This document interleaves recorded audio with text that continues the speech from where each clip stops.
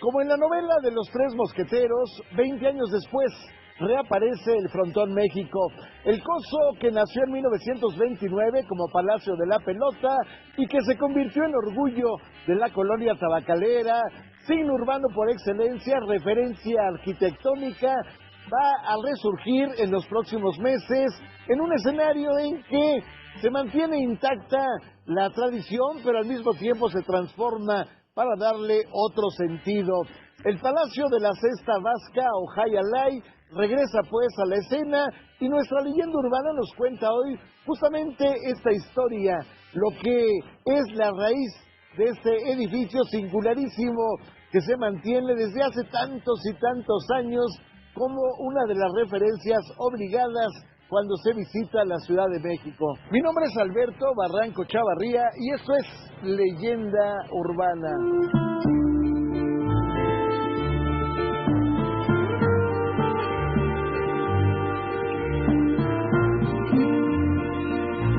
Bueno, y tengo el gusto de tener con nosotros a Carlos Silva, quien es investigador de la UNAM, para hablar de otro de los centros deportivos de la Ciudad de México. Estamos hablando del Frontón México. ¿Cómo surge este edificio? Fíjate que el Frontón México es un edificio que podríamos considerarlo que corre con la propia historia del país. En 1900, es un edificio de 1929. En 1928 se crea uno de los primeros planes para urbanizar la Ciudad de México y el edificio está dentro del plan ejecutivo del Plan Maestro. Llama la atención que no es un edificio ni de ingeniería ni de arquitectura de hombres tan celebrados en ese momento como los Pani, como Santa Cilia, pero ya tenían su fama tanto Eicar como Capilla, haciendo edificios en Reforma, haciendo edificios en Puente de Alvarado, en el mismo centro. Tienen un edificio, todo en la década de los años 20, desde 1921 al 22. Por ejemplo, hacen un shopping center dentro del Palacio de Iturbide. Luego hacen un edificio para departamentos en la calle de Uruguay. Y bueno, finalmente los invita por parte de es una conjunción entre la iniciativa privada y el gobierno de la República. El gobierno viene saliendo de un momento de crisis, claro, que es por la muerte de Álvaro Obregón. Es un momento de recomposición cuando se empieza a construir esto, y en 1929 por fin ya lo inaugura en los primeros días de mayo el presidente Emilio Portes Gil.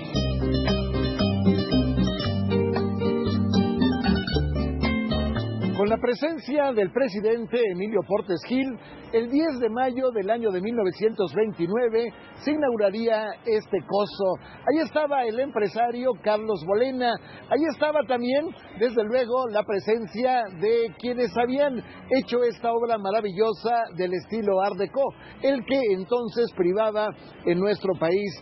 Estamos hablando del arquitecto Joaquín Capilla, quien había hecho el diseño, y el ingeniero Teodoro Quimbar, que había realizado pues la obra de carácter civil. Este lugar tenía varias características, aunque el edificio se mantiene más o menos idéntico al paso de los años. Bueno, en aquel entonces había 2 hileras de ventanas que le daban un toque interesante. Al mismo tiempo, en la fachada o chavada estaba una especie de media naranja de concreto que le daba en un momento dado asilo a las personas cuando había lluvia. Al mismo tiempo había unas colosales letras que se colocaban a lo largo de la fachada y que decían Frontón México en forma de bandera. Evidentemente estamos hablando de una construcción que tenía en relieve y que tiene todavía a los pelotaris. Estamos hablando de un lugar que se conoció como el Palacio de la Pelota. El lujo era impresionante.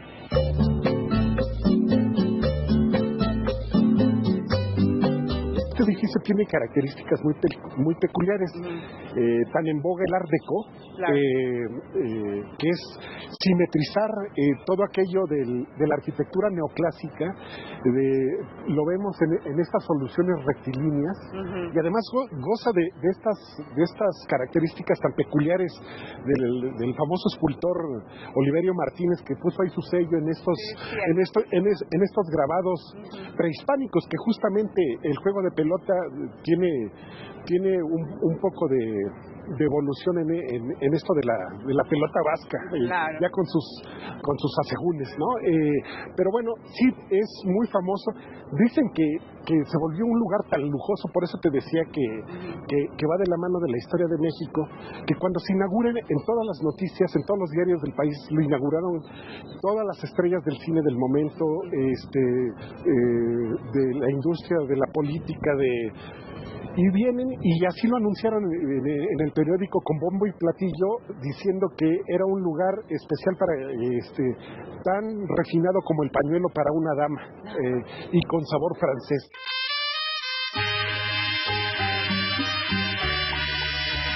Aunque el Jai Alai o Sexta Punta llegó a México por ahí de la mitad del siglo XIX, fue hasta 1895 cuando se creó la primera cancha al aire libre. Esta se llamaba Eder Jai Alai. Posteriormente habría otra con el nombre de Jai Alai, y la más importante de todas sería la Nacional, que estaba en la que hoy es la calle de Allende, que entonces se llamaba Iturbide. Esta cancha, este escenario duró hasta el año de 1906, cuando el presidente Porfirio Díaz prohibió los juegos de apuesta. En realidad, la emoción de este juego era doble. Uno, desde luego, la espectacularidad, el derroche de energía de los jugadores, pero también, evidentemente, la posibilidad de hacer apuestas. Llegaría también otro lugar llamado El Estudiante, y uno más, que se llamaba el Metropolitano. Este estaba en las calles de Melchor Ocampo, lugares todos emblemáticos que en su momento, tendrían toda una escenografía. Incluso había uno más que estaba en lo que es la confluencia de las calles de Valderas y Colón, donde después se instalaría justamente el Cine Real Cinema, un escenario en donde la gente acudía, a veces no había espacio, pero bueno, se fue metiendo hasta llegar a 1929, cuando se crea este monumental coso.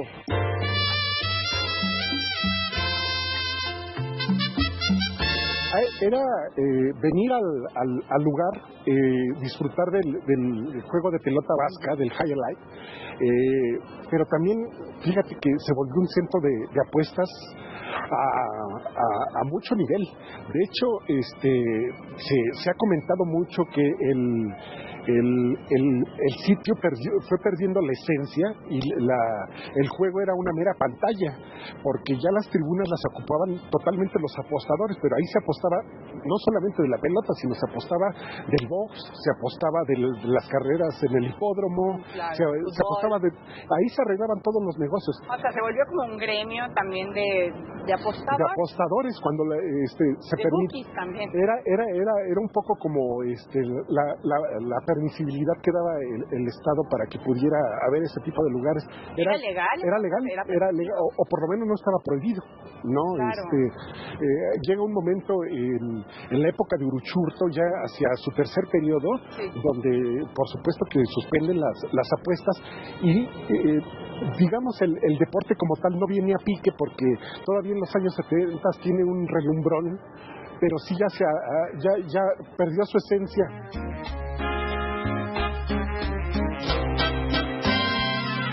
Con capacidad para 2,000 espectadores, durante los primeros años, es decir, en la década de los 30, para ingresar al Frontón México se requería rigurosa etiqueta. Los caballeros venían vestidos de frac, las mujeres de largo. Ahí estaba el empresario Carlos Belina recibiendo personalmente a la gente, a veces, elogiando las pieles de la dama, a veces elogiando los collares, a veces elogiando los peinados, pero ahí estaba también una multitud de personas del pueblo que se acercaban como si estuvieran en un desfile de lo que sería una sección de sociales de un diario, pero todos ellos tenían el común denominador, el buscar la posibilidad de las apuestas. De pronto, en el intermedio del espectáculo impresionante del Jay Alay, estaba al piano el maestro Agustín Lara. De pronto estaba toda una orquesta, por ejemplo, la del maestro Miguel Lerdo de Tejada, amenizando el acto. Algunas personas salían del hipódromo con su bolsita, con su petaquita de billetes y se venían a seguir gastando en el Frontón México.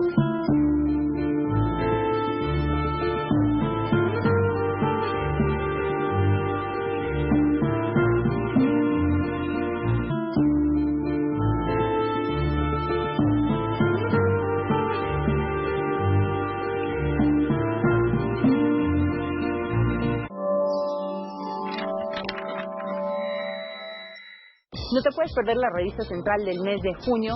Tiene todos los detalles de este super show musical llamado Mixto. Así que no te lo puedes perder, la revista central.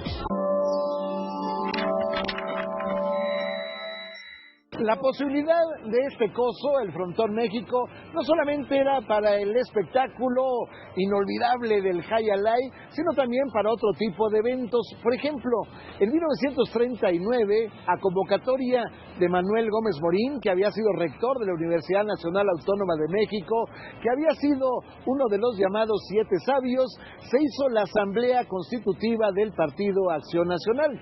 3 años después, en 1942, se hizo una tumultuosa despedida de México del poeta chileno Pablo Neruda. Él había realizado una serie de incursiones en nuestro país, había conocido la riqueza, la belleza, el colorido de los mercados, se había enamorado de ellos, había paseado en lancha en Xochimilco y se había ganado el afecto de centenares de poetas, de intelectuales, de estudiantes mexicanos, quienes abarrotaron el lugar para hacerle su despedida de nuestro país. Pero también, muchos años después, en 1968, este coso sería la sede de los Juegos Olímpicos en relación con el frontón. El Jay Alay se realizaba pues como un deporte, vamos a decir, de espectáculo simplemente, como un deporte adicional, pero sí había la posibilidad de ganar o perder medallas en el frontón. Pero también estamos hablando de que, se celebraban en este coso los campeonatos mundiales de Jay Alay. Había uno que tenía el apellido Díaz Barroso y que llenaba de boinas, de puros el escenario. En nuestro país llegó a tener varios, por lo menos 2 campeones mundiales de Jay Alay. Durante la década de los 50 se había relajado la posibilidad de entrar al coso. Estamos hablando de que ya no se exigía etiqueta, pero sí se mantenía la regla de usar saco y corbata. Ahí, en lugar de las pieles, en lugar de los olores a lavanda, llegaban ahora las grandes actrices, las grandes personalidades de México. Ahí estaba un Salvador Novo, muy serio, muy correcto, que llegaba, se sentaba y jamás realizaba alguna apuesta, pero le gustaba ver la espectacularidad del deporte. De vez en cuando llegaba María Victoria contoneándose con sus curvas. Ahí estaba también de pronto Tintán contando chistes picosos dentro del escenario de las gradas. Ahí estaba también, como otra de las grandes atracciones, el faraón de Texcoco, Silverio Pérez, quien, le gustaba, se regordeaba de contar anécdotas. Ahí estaba también el rostro desfigurado de un Kid Azteca, el boxeador legendario. Ahí estaba pues el ambiente previo a lo que finalmente sería el gran espectáculo, pero también la gran emoción, las apuestas que se cruzaban en forma intensa.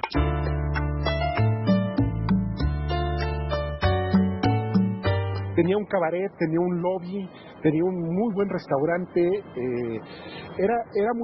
es una estructura muy peculiar, son 3,000 metros cuadrados, pero solamente ocupa el hall, digamos, una tercera parte, es un pasillo largo que es el hall de puerta a puerta, de esquina a esquina, y en los intermedios de los eventos de la pelota, en esos tiempos, digamos, hasta el cardenismo, venía la orquesta típica de Miguel Lerdo de Tejada para ambientar ahí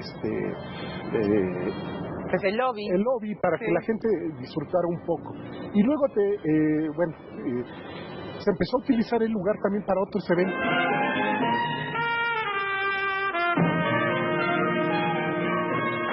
Ocasión, Ernest Hemingway, el autor, entre otros, de Por quién doblan las campanas, vino al Frontón México y bueno, se dedicó largo a revisar la cancha de 54 metros, se dedicó a revisar la cesta que se hacía de una madera, vamos a decir, entre dura y simplemente consistente, al mismo tiempo se tejía de mimbre, había ciertos canales para quitarle la velocidad a la pelota, que en ocasiones era de 200 kilómetros por hora. Hemingway examinó con mucho cuidado la cesta, al mismo tiempo, bueno, pues él recorrió la cancha y bueno, pues estuvo alrededor de media hora meditando quizás sobre la importancia de este edificio. El frontón conservaba también fotos de personajes, por ejemplo Orson Welles, por ejemplo Errol Flynn, que habían llegado, que no habían dejado mayor huella, pero bueno, ahí estaba la fotografía adornando el escenario del bar. La espectacularidad del frontón se daba en un escenario de una apuesta que iba del rojo al azul. Los jugadores vestidos de blanco, con unos zapatos de caucho, como tenis, pero con una suela mucho más grande. Bueno, ellos tenían un lienzo a manera de faja, que lo mismo era rojo que lo mismo era azul. De tal manera que las apuestas se cruzaban hacia el rojo o hacia el azul. Había una pelotita que estaba desinflada, esa se enviaba a la gente que quería apostar, ella colocaba dentro de la pelota la apuesta, se la lanzaba al enganchador, por decirle de alguna manera, y este la llevaba a la parte donde estaban las cajas y se recopilaban las apuestas. En ocasiones resulta que la gente llevaba un ayudante para no hacerse bolas con tantas apuestas, tantas ganancias y tantas pérdidas. Pero bueno, la espectacularidad de este deporte residía en la agilidad de los jugadores. Había quienes parecía que se subían 2, 3, 4 metros, bueno, quizás sea exagerado 4, pero 2, 3 sí. Había 2, 3 metros que parecía que subían en la pared. Los saltos eran prodigiosos y uno decía, ¿cómo es posible que esta pelota que está hecha de caucho y que va a una velocidad tan terrible, pueda detenerla con la cesta y al mismo tiempo volverla a lanzar? De verdad, un espectáculo impresionante que lamentablemente se fue terminando hasta que finalmente cerraría este coso en el año de 1996. 40, 100.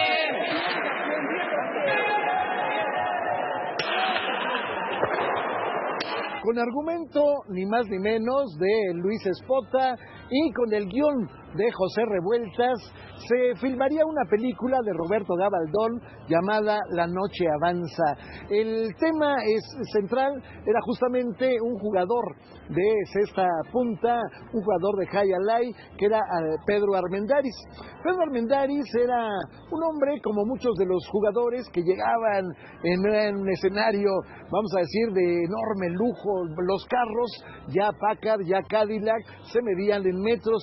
Bueno, pues ahí él llegaba, Pedro Armendáriz llegaba al frontón en su carro, ahí estaba el reguero de gente que le ayudaba, que le limpiaba, que en alguna forma lo acompañaba a los vestidores. En la película, Pedro Armendáriz está metido en un triángulo amoroso con Anita Blanche y Rebeca Iturbide. Una película inolvidable que, bueno, nos permite remitirnos a lo que era por dentro el Frontón México. Bueno, ya está bien de darles la suave.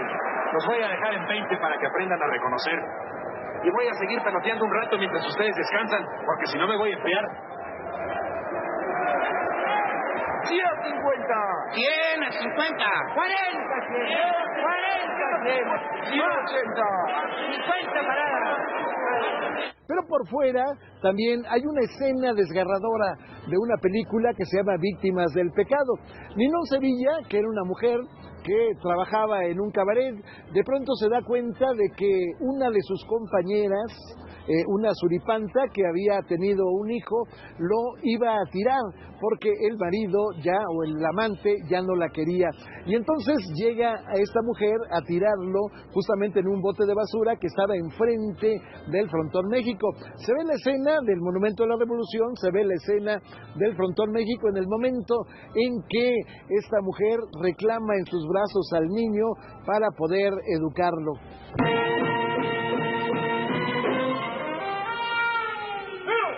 Además, un lugar como muy elegante. O sea, decían que venía María Félix, venía todo el tiempo para estar aquí presente, todo el mundo muy engalardonado. De hecho, era uno de los requisitos para entrar, venir en los hombres saco y corbata, y abajo en una de las accesorias, si no traías por alguna razón un saco, una corbata, te las alquilaban.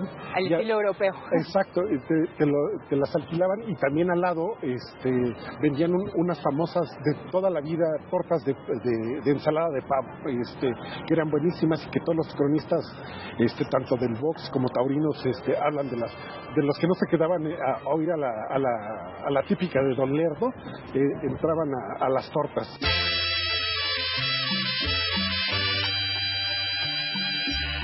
Entre decenas de apellidos vascos destaca la figura de un señor, Aquiles Elorduy, quizás el más recordable de todos los jugadores de Jala-Alai que llegaron al escenario del Frontón México.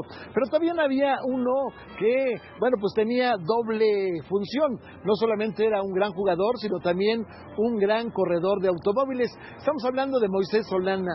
Moisés Solana vivía muy cerca del Frontón, en la calle de Serapio Rendón, donde alguna vez estuvo a un costado el Cine Encanto, que fue derribado por los estragos del terremoto de 1957. Moisés Solana tenía un enorme patio en el frente de su casa, y ahí, pues de pronto se le veía correr en go-kart. Él llegaba desde luego con un espectacular carro deportivo al lugar, y todavía había el esplendor que de pronto se resquebrajó cuando muchísimos años después llegaría a la escena el Maromero Páez, un boxeador que tenía características así medio extrañas, medio estrafalarias. El señor llega vestido con unas bermudas y una camiseta, y entonces le paran el alto y le dicen: oiga señor, vea ese letrero. El letrero decía: no se admiten personas sin saco ni corbata.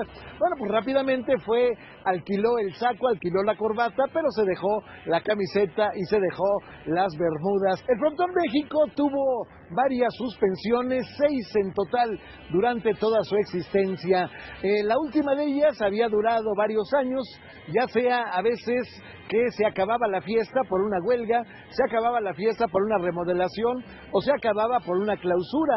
Esta vez había durado varios años, hasta que en 1990 el entonces regente de la ciudad, Manuel Camacho Solís, había abierto la posibilidad de que regresara a la escena del Frontón, y efectivamente había regresado con una singularidad: la presencia de un restaurante Prendes, el legendario lugar del mural de los 100 mexicanos como clientes. Ahí estaba también un aumento de la capacidad del coso, ahora eran 2,500 espectadores, y ahí estaba también el regreso del Frontón. Sin embargo, vendría la devaluación. Dicen que el empresario Miguel del Río, que había venido de Tijuana, había en su momento comprometido grandes cantidades en dólares como pago para los pelotaris. Finalmente, con la devaluación ya no pudo hacerlo, y entonces alguien dice que se inventó una huelga para que se cerrara el Frontón. Lo cierto es que realmente ya no había recursos, y realmente, a pesar de que en 1991 se llegaban a apostar hasta 4 millones de pesos diarios, ya no era lo mismo, ya no tenía el esplendor de antaño.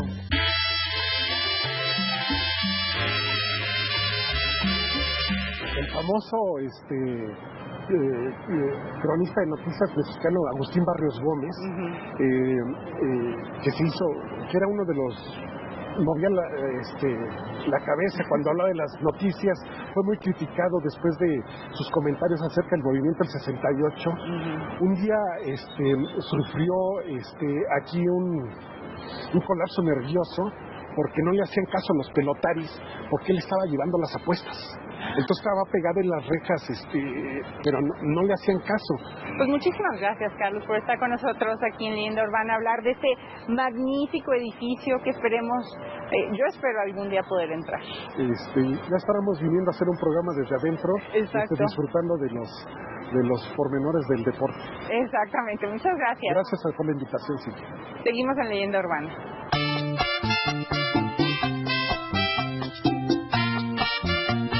En el 2009, ante la importancia de la construcción, que está considerado monumento histórico, la Cámara de Diputados emitió un punto de acuerdo para que se concediera una partida con vías de remodelar y reabrir el coso. Se hablaba de que en el 2010 estaría nuevamente en función.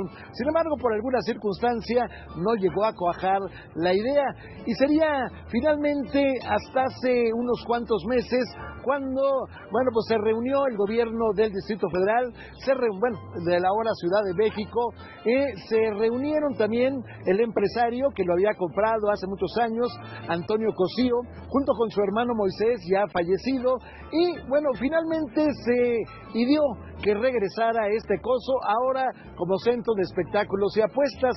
Habría una situación en donde, las tribunas se van a volver plegables, ya se podrá utilizar para muchos espectáculos de diferentes calibres. Ahí está también la posibilidad incluso de un lugar a manera de casino para realizar apuestas. Ahí está también el restaurante, ahí está el bar, ahí está toda una sala para que la gente llegue y en alguna forma, esté haciendo antesala en el momento en que se inicia la función. Se supone que el Frontón México regresa a la escena en diciembre de este año, justamente un mes después de hace 20 años en que fue cerrado. Gracias por haber estado con nosotros en esta Leyenda Urbana. Los espero el próximo sábado aquí, naturalmente en Canal 40, Proyecto 40, 21 a 30 horas. Mi nombre es Alberto Barranco Chavarría y le deseo la mejor de las noches.